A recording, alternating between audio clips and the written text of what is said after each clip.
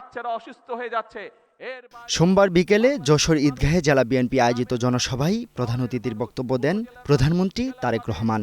নারী শিক্ষার উন্নয়নে প্রয়াত প্রধানমন্ত্রী খালেদা জিয়ার নেয়া নানা পদক্ষেপের কথা উল্লেখ করেন তিনি। বিএনপি শহীদ জিয়া ও খালেদা জিয়ার অসমাপ্ত কাজ পূরণ করতে চাই উল্লেখ করে তিনি বলেন, বর্তমান সরকার মেয়েদের শিক্ষা ব্যবস্থায় স্নাতক পর্যন্ত মওকুফ করে দেবে, যাতে তারা উচ্চশিক্ষা লাভ করতে পারে।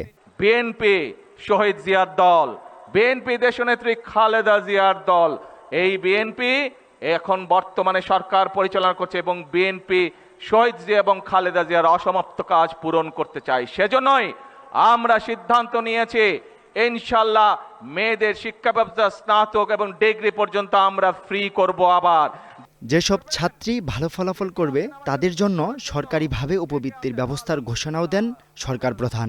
যে সকল মেয়েরা ভালো রেজাল্ট করতে পারবে তাদেরকে আমরা সরকার থেকে ইনশাল্লাহ উপবৃত্তির ব্যবস্থাও করব। নির্বাচনী প্রতিশ্রুতি অনুযায়ী সরকার ধর্মীয় প্রতিষ্ঠান প্রধানদের জন্য সম্মানী ভাতা এবং কৃষক ও ফ্যামিলি কার্ড বিতরণ শুরু করার কথাও জানান তিনি। বাংলাদেশের এই মসজিদ বলেন, বিভিন্ন ধর্মীয় প্রতিষ্ঠান বলেন, সেখানে যারা ধর্মীয় ব্যক্তিত্ব আছেন, গুরু আছেন, তাদের সম্মানের ব্যবস্থাও আমরা করেছি।